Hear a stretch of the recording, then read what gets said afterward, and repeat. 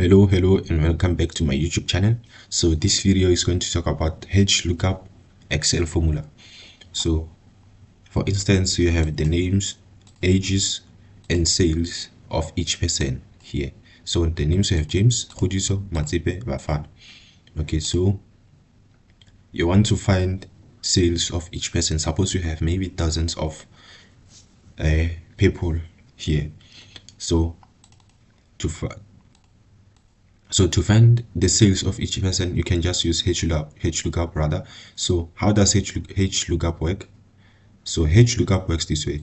Just type in equal Hlookup, lookup value, which is A6, comma, select your array, comma, row index you're looking for sales, row 3, comma, false exact match, enter.